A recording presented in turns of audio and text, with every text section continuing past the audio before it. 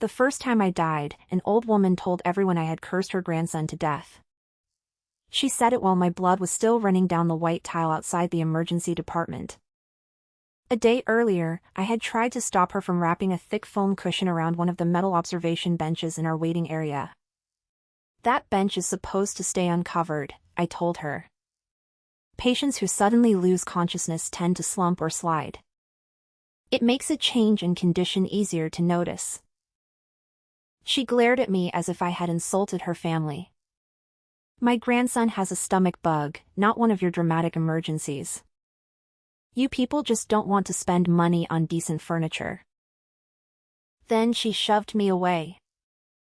I was called into a resuscitation bay before I could argue further. By the time I saw the boy again, nearly the entire afternoon had passed. He had not been sleeping. He had been unconscious. The cushion and bundled winter coat his grandmother had wedged around him kept his body propped in one position long enough for everyone around him to assume he was resting. By the time we realized something was wrong, his heart was already failing. He was 12. He died from fulminant myocarditis after prolonged cardiac arrest. His grandmother, Mabel Grant, decided that the person responsible was me. The next morning, she came back to Graybridge Medical Center with a kitchen knife hidden under her coat. "You said he could die," she screamed. "You put that idea into the world." Then she drove the blade into my neck. I remember the shock more than the pain. The hot rush of blood. A nurse screaming my name. Mabel's face above me, twisted with grief and fury. And later, after I was dead, I learned how efficiently the living could rewrite a dead woman's story. Mabel was found incompetent to stand trial after a complicated dementia evaluation and was committed to a secure psychiatric facility instead of facing an ordinary criminal prosecution. Her son and daughter-in-law sued the hospital. They claimed I had acted recklessly. They claimed I had frightened Mabel instead of educating her. They claimed I had rushed their son into invasive treatment without proper communication. They claimed the hospital had tried to cover up its own delay. I was not alive to answer any of it. The hospital settled part of the civil case rather than drag the dead child's name through years of litigation. The Grants used that settlement as proof that they had been right. My parents spent everything they had trying to clear my name. When that failed, they sold their home. Then they lost the will to keep fighting. By the time my consciousness finally disappeared, I had watched my entire family collapse around a lie. So when I opened my eyes again and heard Mabel Grant complaining about the same metal bench, my first emotion was not relief. It was rage. "This place is ridiculous," she snapped. "Who makes sick kids sit on freezing metal?" I stood 10 feet away in the emergency waiting area, gripping my chart tablet so hard my fingers hurt. Noah Grant sat beside her, pale and irritable, one arm wrapped around his stomach. Mabel pulled a quilted seat pad from an oversized shopping bag. Then another. Then a folded coat. She began tying them around the sloped bench. I knew exactly what happened next. Last time, I had walked over. Last time, I had tried to explain. Last time, I had done what I thought a doctor should do. And my reward had been a knife through my throat and 2 parents destroyed by grief. Not this time. I turned away. For 3 steps, I felt nothing but relief. Then a young woman's voice rang out behind me. "Ma'am, I don't think you're supposed to cover those seats." I stopped. A college-aged woman with a canvas tote had been sitting across the aisle. She pointed toward the small safety label bolted beneath the bench. "It says not to attach cushions or restraints." Mabel's head snapped around. "And you're a doctor now?" "No. I can read." The young woman's tone stayed calm. Mabel stood so quickly the coat slid to the floor. "You think because you have a phone in your hand you know everything? Mind your own business." I was trying to help. Well, don't. Noah looked up from his seat, visibly annoyed. I'm fine, he muttered. It's diarrhea. My grandma only dragged me here because she panics about everything. Then he looked the young woman up and down. And I don't need some random girl acting like my nurse. The young woman's cheeks flushed. Whatever. I tried. She lifted her phone. Mabel slapped it out of her hand. The device hit the floor hard enough to crack the case. Don't record me. You just hit my phone. You were filming my grandson. I was filming you attacking me. Within seconds, they were shouting over each other. A triage nurse hurried around the desk. Enough. Both of you, stop. Mabel caught the younger woman by the sleeve. The younger woman grabbed Mabel's wrist. Noah pushed himself up as if he planned to join the argument. Then his face changed. His knees buckled. He dropped straight to the floor. For one terrible second, every sound in the waiting room vanished. Then the triage nurse shouted, "Dr. Bennett!" My body moved before my anger could stop it. I was beside Noah in seconds. No response to voice. No response to pain. His breathing was shallow and irregular. His pulse was thready. I looked at the nurse. Call a rapid response. Get him into resus. 12 lead ECG, cardiac enzymes, metabolic panel, venous blood gas, CBC. Get pediatrics and cardiology on standby. Mabel lunged forward. What are you doing? Your grandson is unconscious. He fainted because he hasn't eaten. He may be critically ill. You don't know that. No. Which is why we need to evaluate him now. The nurse reached for the gurney. Mabel grabbed the rail. Don't take him anywhere until you tell me what this is going to cost. A year earlier, those words might have frozen me. In my first life, I had made the mistake of trying to persuade her as if this were an ordinary disagreement. Now I looked at the triage nurse. Call security. Document that his guardian is obstructing access during an emergency evaluation. Mabel's mouth fell open. You're threatening me? No. I'm treating a child who may be dying. I pulled on gloves. Ma'am, in a life-threatening emergency, we do not wait for permission to perform necessary stabilization. You can stay with him if you stop interfering. If you keep blocking us, security will move you.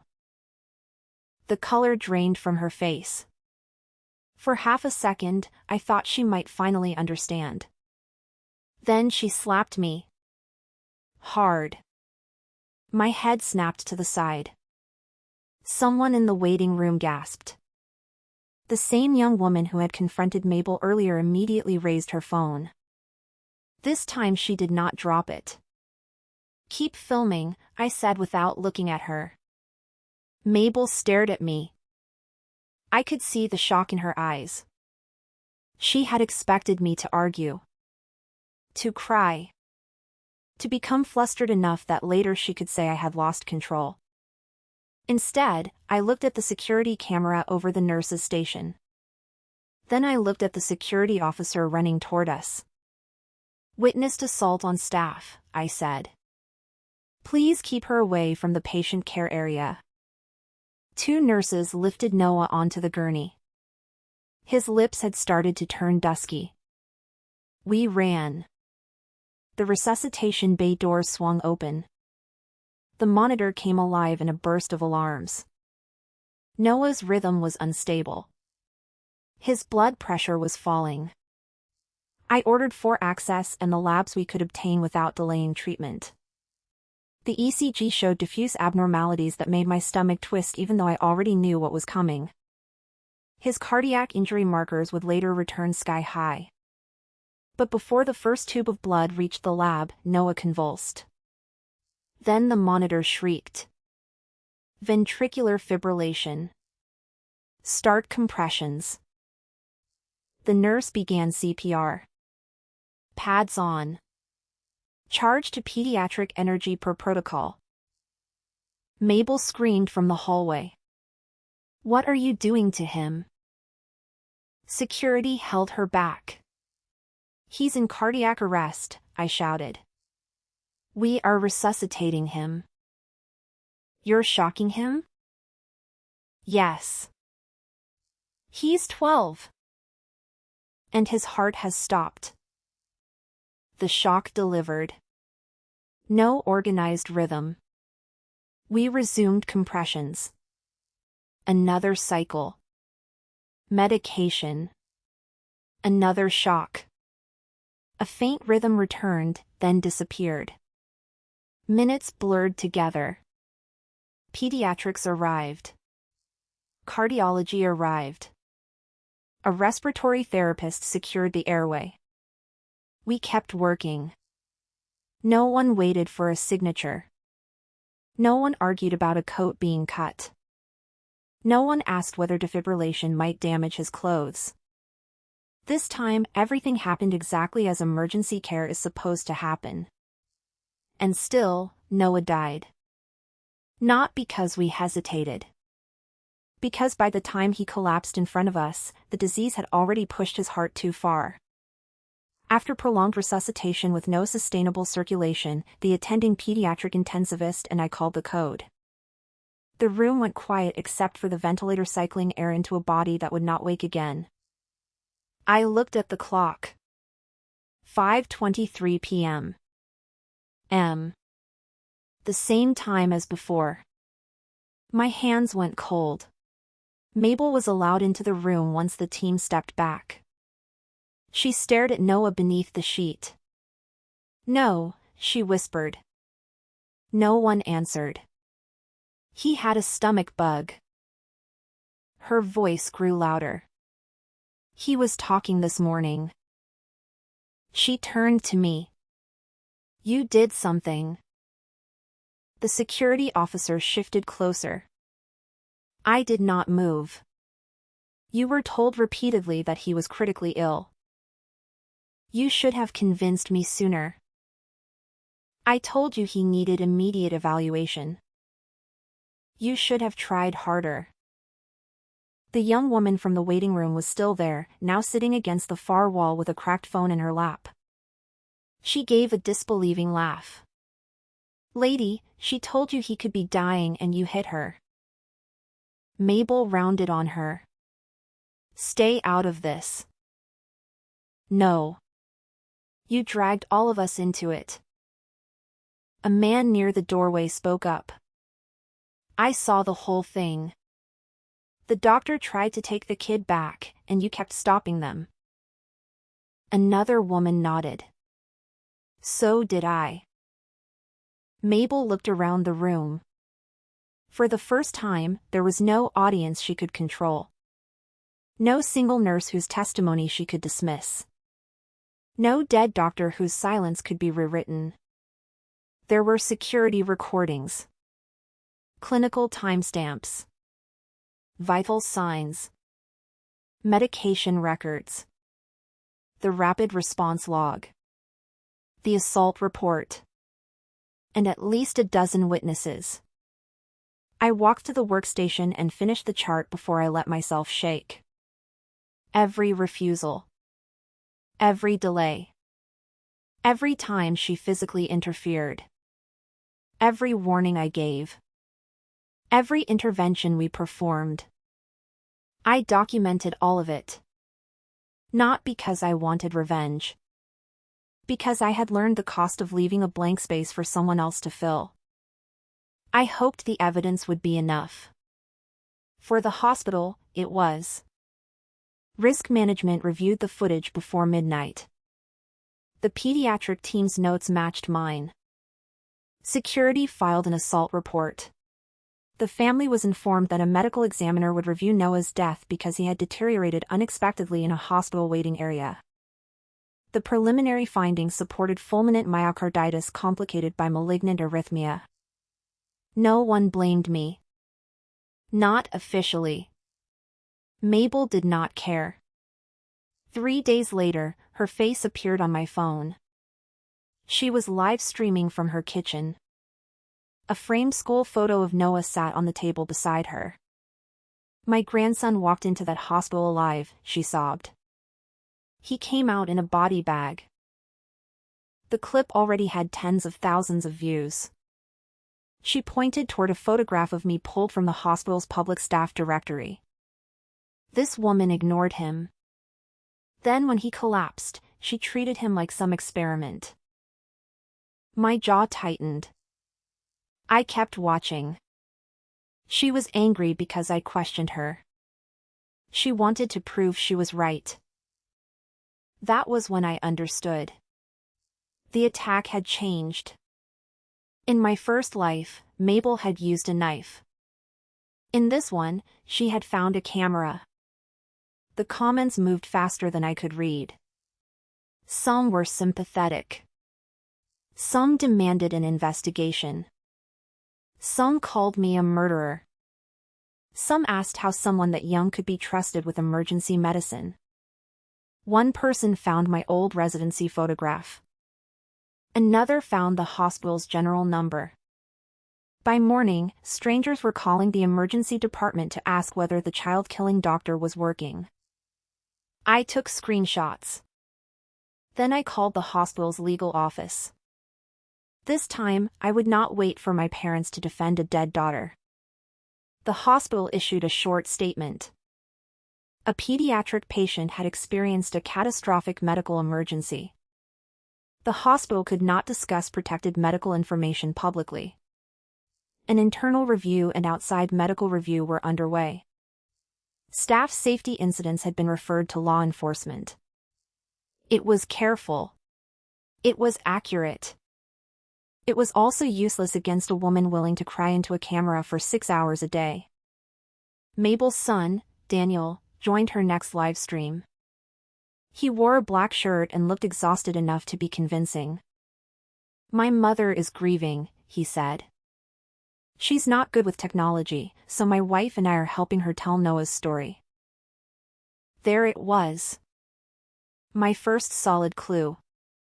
Mabel could barely use online banking without help. Yet her videos were clipped, captioned, filtered, and uploaded across several platforms within minutes. Daniel and his wife, Rachel, were doing the production. A few days later they released what they called the full hospital video. It was 90 seconds long. The first 20 seconds showed Noah on the floor. Then the video jumped. I appeared several feet away, speaking to a nurse. The audio was muted. A caption appeared beneath me. "Doctor refuses to help until family signs for expensive treatment." The next cut showed Mabel crying. Then me turning away from her. The part where she slapped me was gone. So was the rapid response. So was security removing her from the bedside. So was the code. I watched it twice. Then a third time. My anger became strangely calm. A lie that obvious left fingerprints. I requested copies of the hospital security recordings through counsel and asked the legal department to preserve every relevant file. I preserved my own chart entries, not by taking protected records home, but through the hospital's litigation hold process. I saved screenshots of every public post. I exported timestamps. I recorded threatening voicemails. I stopped answering unknown numbers. I also stopped seeing patients for several days after someone showed up at my clinic appointment slot just to shout at me. That part hurt more than I wanted to admit. I loved emergency medicine. I loved the brutal clarity of it. Someone came in broken, breathless, bleeding, terrified, and our job was to make the next minute better than the last. Now I sat at home while strangers debated whether I deserved a medical license. My mother called every night. "You're eating?" "Yes." "You're sleeping?" "Mostly." "Your father wants to drive over." "Tell him no." "He says that means yes." I closed my eyes. In my first life, they had lost their home trying to defend me. I could still picture my father sitting at a cheap folding table with stacks of legal papers, insisting that one more appeal would fix everything. I could still hear my mother saying my name as if I might answer from another room. This time, I would protect them. "I have a lawyer," I told her. "The hospital has counsel too. I have video. I have witnesses. I'm not alone." There was silence on the line. Then my mother said, "Good." Her voice cracked on the single word. I knew she had no idea why I sounded like I had rehearsed that sentence for years. The first witness to contact me was the young woman from the waiting room. Her name was Sophie Lane. She had more than 300,000 followers on a local lifestyle account. "I wasn't going to post anything," she said when we met at a coffee shop. "I hate turning real emergencies into content. But she is lying about what happened, and now people are threatening you." She slid her phone across the table. I recovered the video from cloud backup. It began before Noah collapsed. Mabel yelling at Sophie. Mabel knocking the phone away. Mabel accusing the hospital of using shills to sell tests. Noah mocking Sophie. Noah collapsing. My voice calling for the rapid response. Mabel grabbing the gurney. My warning that Noah might be critically ill. The slap. Security arriving. And later, from a distance, Mabel shouting that we were electrocuting her grandson for money while the code team worked. Sophie looked at me. "Can I post this?" I thought about patient privacy. Blur the child completely. Remove anything that could identify other patients. Let the hospital's lawyer review it first. She nodded. 2 days later, Sophie uploaded a 7-minute video. She did not call Mabel evil. She did not call me a hero. She simply described what she had personally witnessed and showed the portions that could legally be shared. The internet did the rest. The shift was immediate. People compared the two videos frame by frame. Someone identified the jump cuts in Daniel's version. A retired paramedic explained that ventricular fibrillation is a lethal rhythm, not a billing trick. A pediatric cardiologist, speaking generally and without discussing Noah's case, posted an educational thread about myocarditis in children and adolescents, including the fact that gastrointestinal symptoms can sometimes appear before cardiac collapse. Then other witnesses came forward. A man who had been waiting for imaging.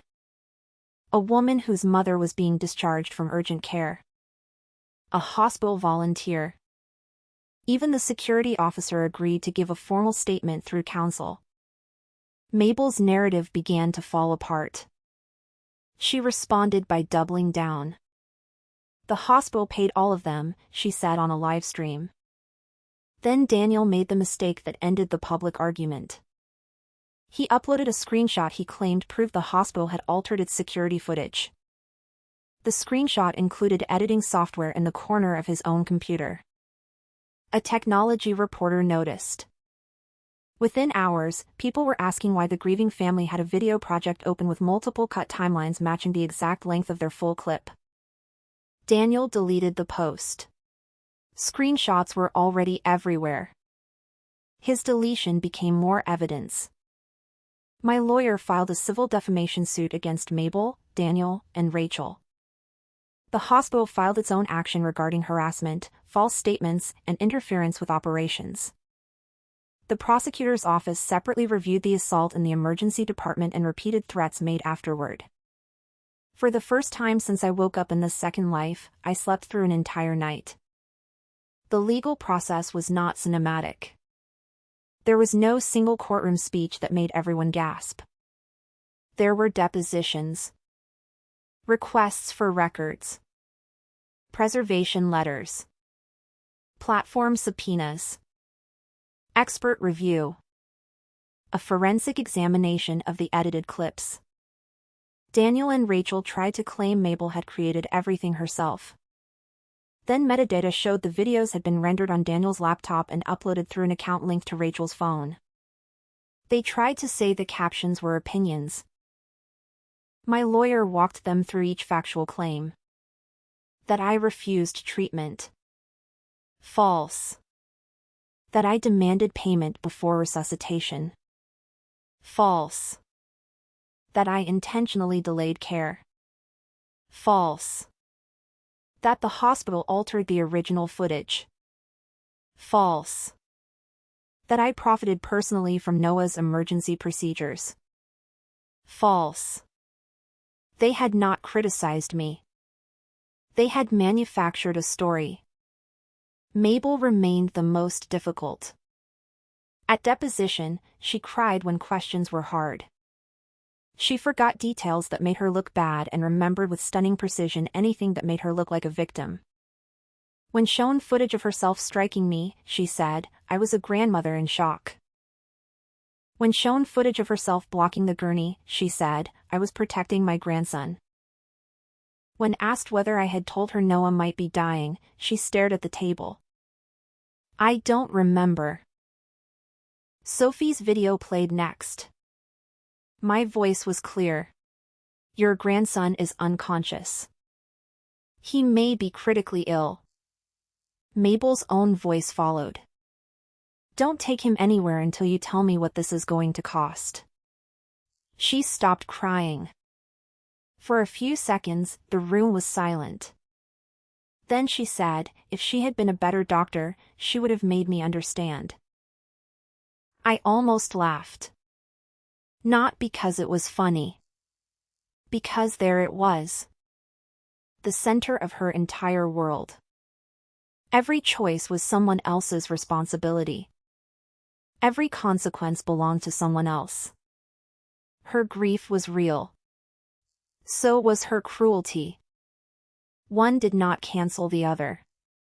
The civil case ended with a substantial judgment, a permanent injunction against further defamatory publications, and an order requiring the grants to remove the fabricated clips. The money mattered less to me than the written findings. The court stated plainly that the evidence showed I had responded appropriately to the emergency and that the family's edited videos had materially misrepresented what occurred. I printed that page. I gave one copy to my parents. My father read it twice. Then he folded it carefully and put it in the drawer where he kept my medical school graduation program. Good, he said. That was all.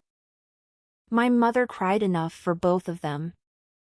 Mabel also faced consequences for striking me and repeatedly violating no-contact orders during the civil case. Because she was competent and the evidence was overwhelming, there was no convenient diagnosis to erase her responsibility this time. She served a short custodial sentence followed by supervised probation and a strict order to stay away from me and the hospital except for genuine emergency care. Daniel and Rachel were not sent to prison over the defamation case, but the legal fees, damages, and public exposure destroyed the small business they had been using to promote Mabel's story. They blamed her for everything. Mabel blamed them. By the time she was released, the family that had once presented a united front had fractured completely. I went back to work. At first, I thought that meant I had one. Then I discovered that surviving something and being free of it were not the same thing. A year later, a nurse touched my shoulder from behind while I was reviewing lab results. I spun so fast I caught her wrist and pinned her forearm against the wall. She stared at me in shock. Claire. I froze. It was Maya, one of our charge nurses. My friend. Someone who had stood beside me during Noah's Code. I released her immediately. I'm sorry. She rubbed her wrist.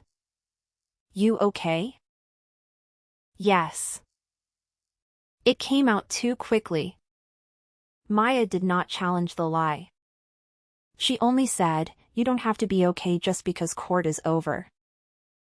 That night, instead of going to the kickboxing gym I had joined after Mabel's attack, I booked a therapy appointment. It felt more difficult than walking into a resuscitation room. My therapist, Dr. Lena Morris, did not know about reincarnation. I told her I had survived a violent assault and a vivid recurring nightmare so persistent that my body reacted as if it had actually happened. It was the closest version of the truth I could give without sounding delusional. She did not ask me to prove the pain. She asked what it was doing to my life. I told her about the metal benches. The smell of antiseptic. The way my neck tightened whenever an angry family member raised a voice. The way I mapped every exit in a room. The way I sometimes hated myself for still running toward emergencies. Would you rather stop? She asked. I looked through the office window at the lights of the hospital across the street. No. Why? Because I hate people who hurt me. I don't hate people who need help. The words came out before I had time to polish them. I sat there listening to my own answer. Something inside me shifted. In my first life, I had confused kindness with endurance. I thought being a good doctor meant absorbing every accusation, every insult, every impossible demand. In my second life, I had swung toward the opposite edge. Document everything. Trust no one. Do only what the law requires. Never care enough to become vulnerable. But that was not who I wanted to be either. I could care and still call security. I could save a life and still press charges when someone hit me. I could explain and still end a conversation when it became abusive. I could be compassionate without volunteering to become someone's target. That distinction took me longer to learn than any procedure in medical school. Therapy did not make me fearless. It made me less ashamed of fear. I started going home to see my parents more often. My mother noticed before my father did.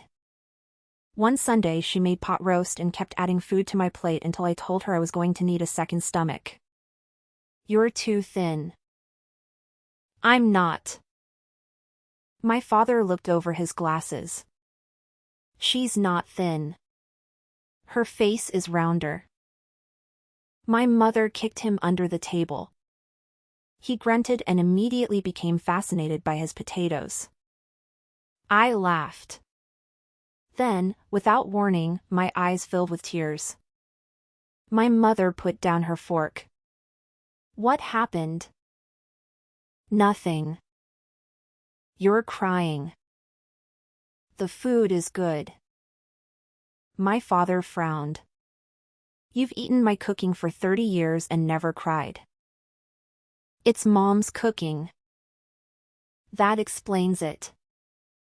She kicked him again. I laughed harder, which only made me cry more. In my first life, these two people had sold their home to defend my reputation after I died. They had spent months telling anyone who would listen that their daughter would never let a child die for money. Then they had lost me, their savings, their home, and finally themselves. Now my mother was complaining about grocery prices. My father was stealing the fatty pieces from my plate because he knew I hated them. A game show played too loudly in the next room. Laundry dried on the balcony. Nothing extraordinary was happening. That was exactly why it felt priceless. A month later, I made them both get complete physicals. My father protested the cost until I reminded him I was an emergency physician. He stopped arguing. My mother looked delighted. See? Our daughter is bossing us around because she loves us. My father muttered, she confiscated my whiskey because she loves me too. Your blood pressure is high. My blood pressure is high because you took my whiskey. I took the second bottle from behind the cereal box. His face fell. My mother laughed so hard she had to sit down. On the drive home, I smiled the entire way. I could not repair the life I lost. But I could stop wasting the one I had been given back. That summer, Graybridge Medical Center's Facilities Committee began reviewing furniture in the emergency department. Patient surveys complained that the metal benches were cold and uncomfortable. One administrator suggested replacing them with deeply padded lounge seating. The room went quiet. Everyone looked at me. By then, Noah Grant's case was hospital legend. I opened the proposal. I'm not against comfort, I said. General waiting areas can absolutely be improved. But the observation-adjacent zones should keep seating that makes a sudden postural change visible. Someone at the far end of the table smiled. Dr. Bennett has strong feelings about cushions. A few people laughed. So did I. I do now. Then I became serious. The bigger problem is that patients don't know why some of these choices are made. If all they see is cold metal, they assume we're cheap or indifferent. The nurse manager nodded. So explain it. Exactly. We worked with patient safety and communications to design a simple sign. No jargon. No paragraphs of legal language. Just 3 lines. Please do not attach thick cushions or restraints to observation seating. Some patients can suddenly lose consciousness while waiting. Keeping the seating unobstructed helps staff and families notice a change quickly. The first morning the signs went up, I watched a young mother start to fold her puffy coat beneath her son. She noticed the sign. Read it. Then draped the coat across his legs instead. Oh, she told him. It isn't because they don't care if you're cold. They want to be able to tell if you pass out. I stood 20 feet away pretending to review a chart. For a second, I wondered whether a sign like that could have changed Noah's story. Then I remembered how many people had warned Mabel. Information can prevent some tragedies. It cannot save someone who has decided that every warning is an insult. Mabel returned to Riverview 2 months after her probation ended. I was examining a patient when security called. Dr. Bennett, just giving you a heads up. Mabel Grant is in the emergency department. My hand tightened around my pen. Medical complaint? She says chest pressure and headache. Then screen her like any other patient. We are. She also says she wants you specifically. No. The word came easily. A year earlier, I would have felt guilty. Now I simply added, her no-contact order bars direct interaction unless I'm the only available physician in an immediate emergency. I'm not. Understood. Mabel was evaluated by another physician. Her initial exam showed no focal neurologic deficit and her vital signs were stable, but because of her age and complained of a sudden severe headache, the physician recommended blood tests and brain imaging. She refused. According to the chart, she accused the staff of trying to run up a bill. The doctor explained the risks, including stroke and bleeding. Mabel still refused. She had capacity at the time. She signed an informed refusal form. Then she refused to leave the building. Security escorted her from the clinical zone to the public atrium. She sat on one of the same silver-gray benches near the emergency entrance. And, because irony apparently had a sense of theater, she unpacked a thick folded blanket. She wrapped it around the seat. A security officer pointed at the sign.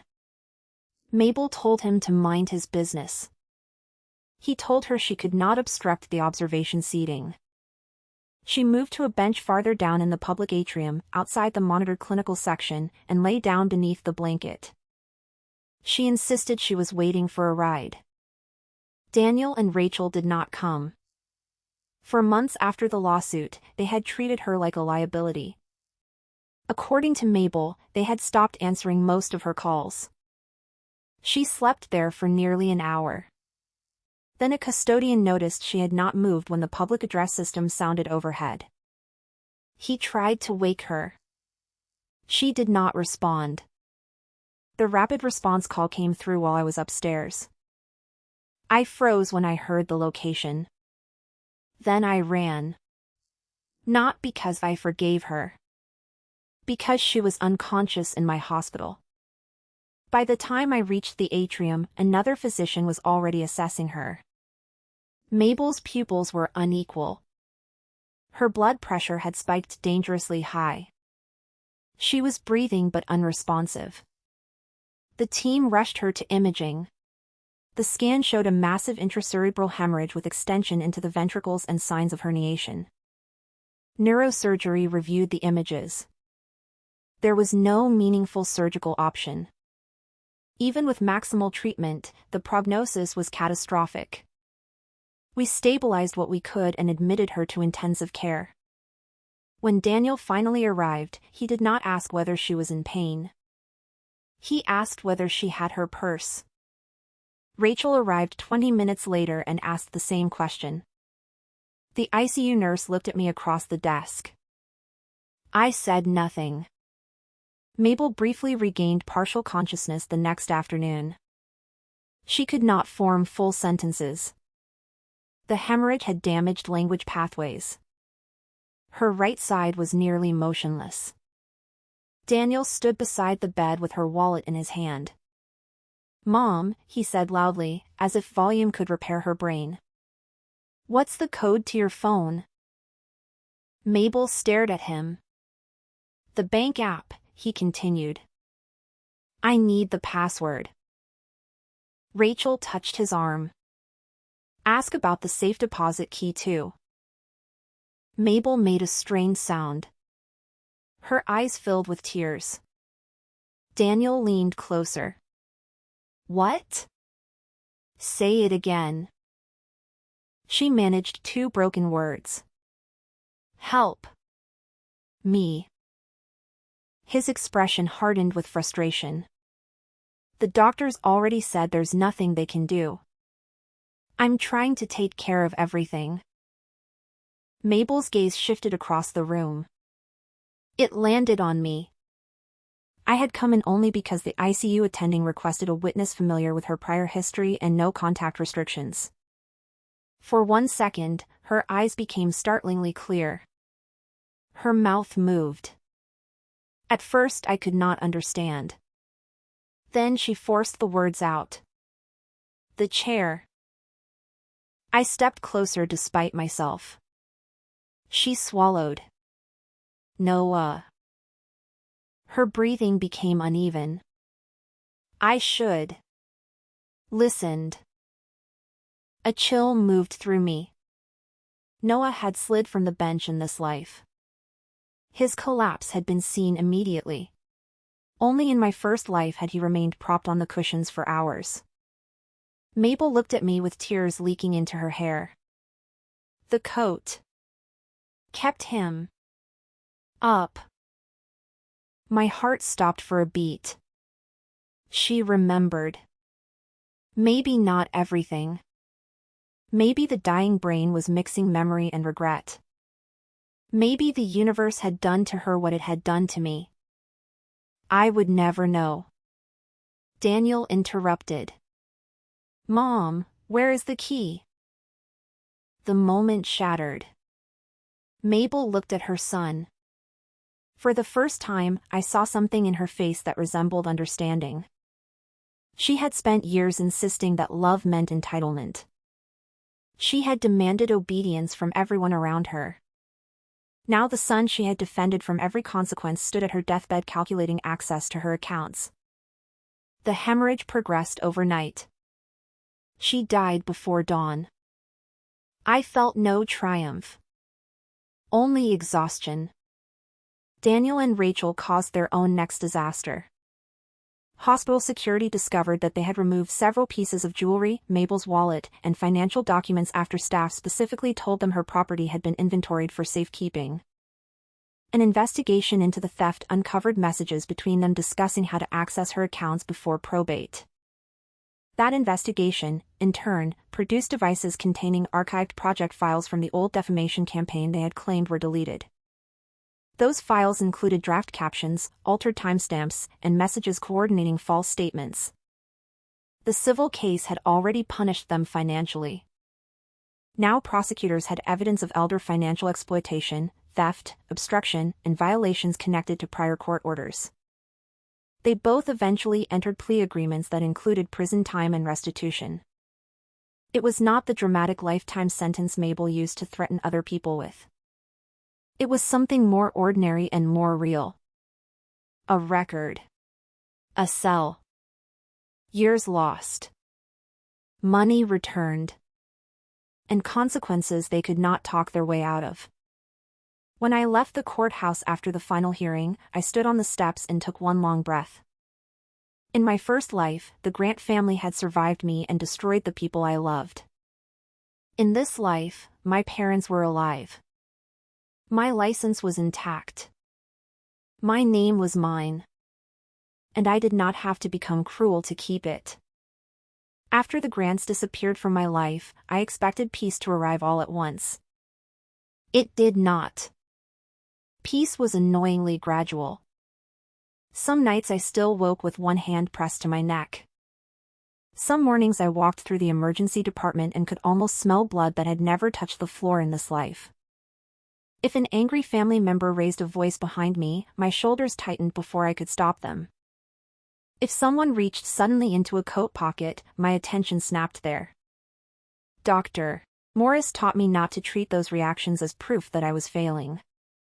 Your nervous system learned a rule, she said. Danger came from people who insisted they loved someone. Danger came after you tried to help. It will take time to teach your body that not every repetition ends the same way. So I practiced noticing endings. A father yelled because his daughter had waited 3 hours, then apologized after I explained the trauma cases ahead of her. A woman accused us of ordering unnecessary imaging, then listened when I showed her why we were worried about a blood clot. A man cursed at a nurse, received one warning from security, calmed down, and later brought the nurse coffee. Not every difficult person was Mabel. Not every misunderstanding became violence. Not every family needed to be defeated. Some simply needed clear information and firm boundaries. That was when I began to feel like a doctor again instead of a survivor wearing a white coat.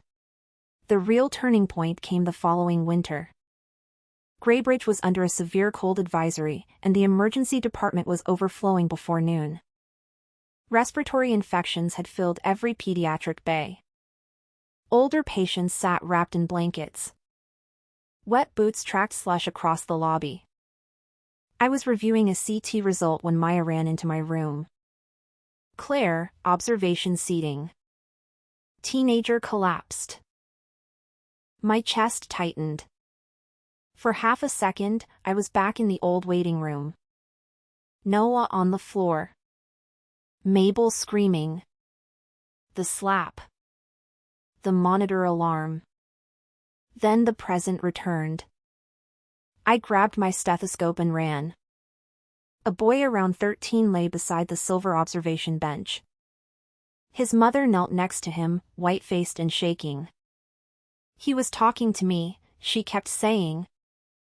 He was literally just talking to me. I dropped to my knees.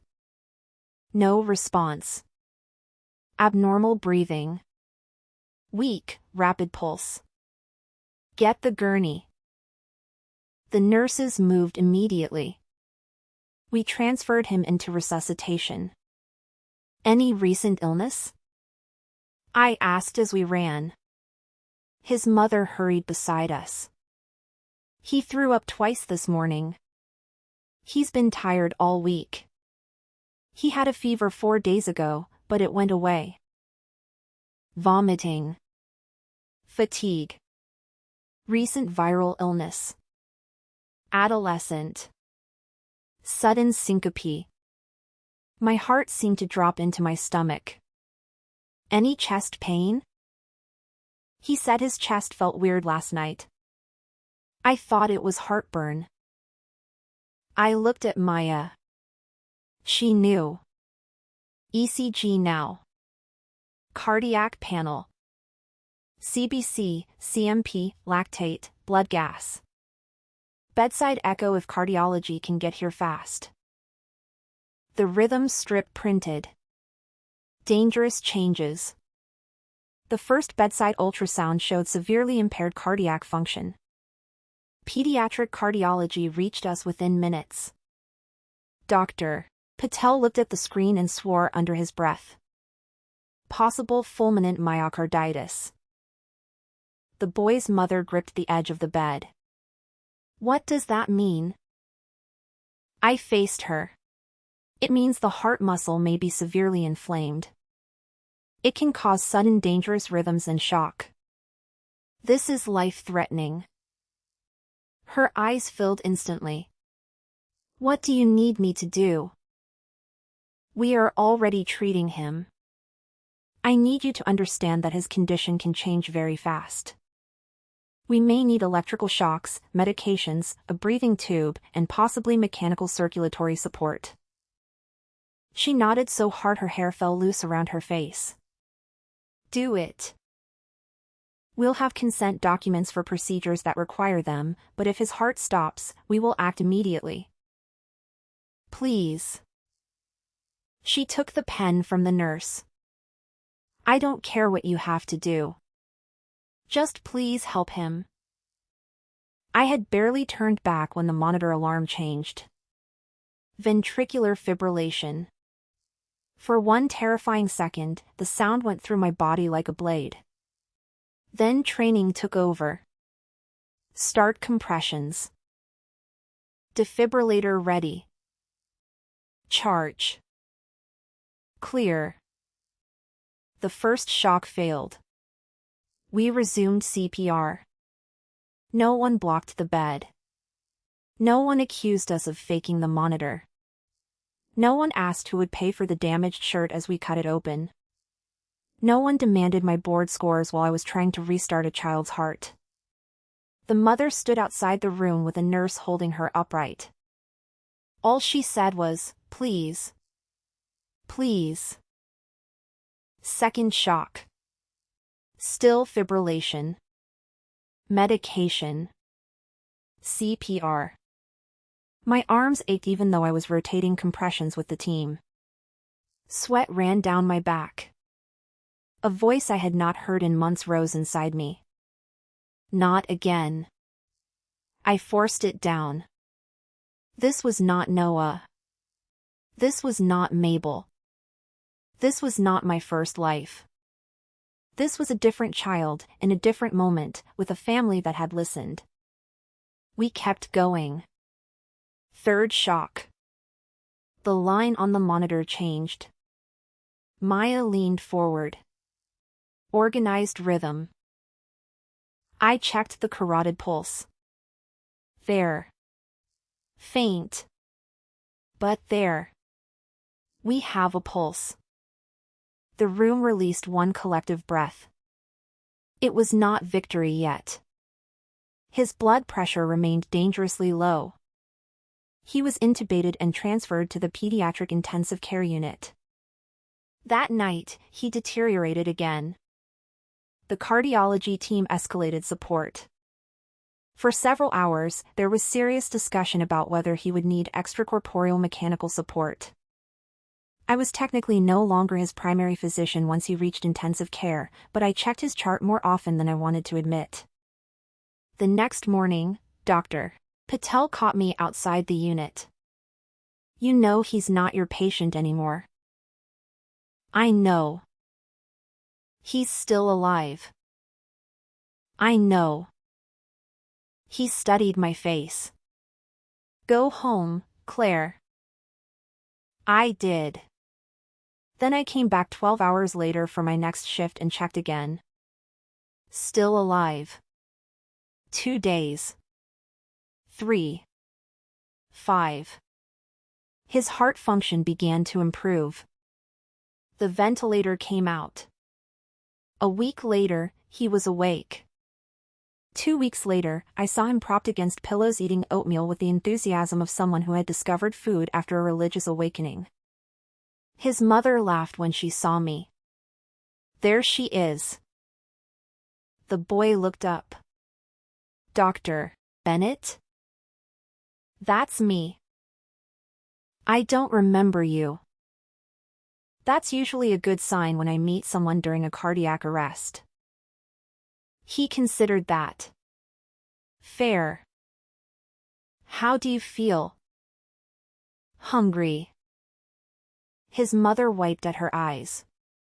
He says that every 10 minutes. Excellent. Very promising symptom. The boy smiled. Then his mother said something that made my whole body go still. I keep thinking about that bench. I looked at her. He complained it was cold. I almost put my coat under him. My fingers tightened around the chart. But there was a sign, she continued. The one about not adding thick cushions because somebody could pass out and be harder to notice. She glanced at her son. So I put the coat over his legs instead. I did not speak. When he fainted, he slid right off the seat. The woman next to us shouted before I even understood what happened. Her voice broke. If he'd been stretched out on something soft, I might have thought he fell asleep. He'd been so tired all morning. The boy frowned at me. Are you okay? I smiled. Yes. My voice barely worked. I'm very okay. I left the room before I cried in front of them. The stairwell door clicked shut behind me. Then I covered my face with both hands. For a long time, I could not tell what I was crying for. For the boy we had saved. For Noah. For the doctor I had been before Mabel's knife. For my parents in a life no one else remembered. For the strange mercy of seeing the same kind of emergency end differently. The sign had mattered. The ugly metal bench had mattered. The mother's willingness to listen had mattered. The emergency team's speed had mattered. None of those things guaranteed survival. But they had given a sick child more time. For years, I had hated those benches because they represented everything that went wrong. That day, I finally understood that the bench had never betrayed anyone. A safety rule is not cruel because it is uncomfortable. A warning is not an insult because it frightens you. Expertise is not arrogance because it tells you something you do not want to hear. And trust does not mean surrendering your judgment. It can be as simple as admitting, I do not understand this, so I will ask someone who does. The boy went home 3 weeks later. Before discharge, he came to my clinic with his mother. She carried an enormous fruit basket. He carried flowers. I pointed at the basket. No. His mother looked offended. It's fruit. It's enough fruit to stock a grocery store. You saved my son. A lot of people saved your son. Then share it. Still no. We compromised on the flowers. Then the boy pulled a folded sheet of paper from his jacket. What about this? I opened it. It was a drawing. A stick figure in a white coat stood beside a row of silver chairs. Another stick figure lay dramatically on the floor with lightning bolts around his chest. At the top he had written, in large uneven letters, "Thank you, Dr. Bennett." At the bottom, "And thank you to the terrible cold chair." I laughed so loudly Maya came out of the nurse's station to see what happened. "What is that?" I asked him. "The chair was terrible." "You survived." "Still terrible." His mother shook her head. I told him something can be uncomfortable and still be useful. He shrugged. "Exactly. That's why I thanked it." I framed the drawing. It went on the wall of my office where I could see it from my desk. Sophie saw it months later when she came to ask whether I would appear in one of her health literacy videos. After Noah's case, she had shifted part of her channel toward practical medical education. Her first series covered emergency warning signs people often dismiss. Dehydration versus shock. When a headache needs urgent evaluation. Why fainting during exercise is not something to sleep off. Why children and teenagers with viral symptoms can still develop rare but dangerous complications. One episode explained why hospitals sometimes choose furniture for visibility and infection control rather than comfort. "You should be in this one," she told me. "No. You're literally the reason I know about it." "No. You'd be great. I have been publicly discussed enough for several lifetimes." She laughed. "Fair." Then she looked at the drawing. "Terrible cold chair?" "Former patient." "Can I use that phrase?" "No patient details." "I know." I smiled. "Then ask him. He'd probably demand royalties." Years passed. I was promoted. My parents moved closer to Greybridge after I bullied them into accepting that a shorter drive was not an attack on their independence. My father still tried to hide alcohol from me. He became less creative after the cereal box incident. My mother still compared prices at 3 grocery stores before buying tomatoes. I still met unreasonable patients. Some complained about wait times. Some accused us of ordering too many tests. Some arrived already convinced that every clinician was part of a scheme. But I no longer saw Mabel's face every time someone challenged me. I explained when explanation could help. I documented when documentation mattered. I asked security to intervene when behavior crossed a line. I filed reports when staff were threatened. I did not confuse suffering with permission to abuse people. And I did not confuse boundaries with lack of compassion. That was the lesson 2 lives had forced me to learn. Kindness without boundaries is not kindness. It is self-erasure. Professional duty does not require accepting violence. And protecting yourself does not make you less capable of saving someone else. One winter morning, after a night shift, I walked through the emergency lobby on my way out. Snow had fallen overnight.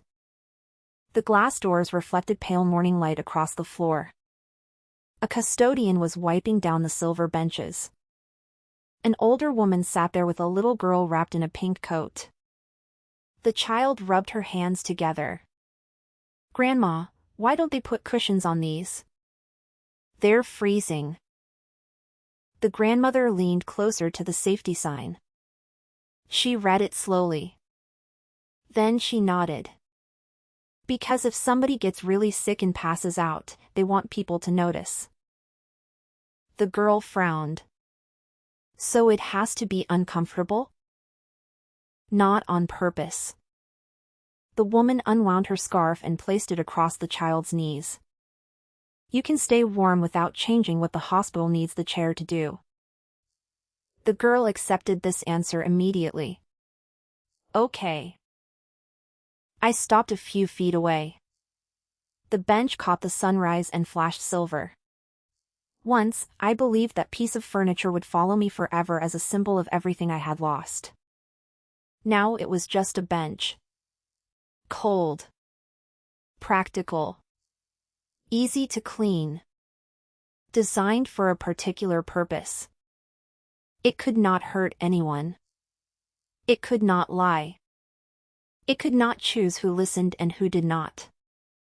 People made those choices. My phone vibrated. A message from my mother. Are you off yet? Your father bought those breakfast sandwiches you like. Come home before they get cold. Another message appeared immediately afterward. This one from my father. Your mother made me stand in line for 40 minutes. Do not believe her if she says this was my idea. I laughed out loud. The older woman on the bench glanced over. I smiled apologetically and kept walking. Outside, the snow had stopped. Cars moved carefully along the wet street. The sky was turning blue. In my first life, I had lost my career, my parents, my reputation, and my future because one grieving woman needed someone else to carry the weight of her own choices. When I came back, I thought the point was revenge. I thought I had been given another life so I could watch the people who destroyed me suffer instead. I was wrong. Mabel faced consequences. Daniel and Rachel faced consequences. I did not forgive them. I did not need to. The real gift was that I no longer had to spend my life inside what they had done. I had a home. I had parents waiting for breakfast. I had work I still loved. I had a framed drawing of a terrible cold chair on my office wall. And when someone collapsed, I still ran toward them. That mattered more to me than revenge ever could. I pulled my coat tighter and started toward home. Behind me, the emergency department doors opened and closed. People came in frightened, sick, angry, hopeful, exhausted. The silver benches waited beneath the safety signs. I did not look back. There would always be another difficult shift.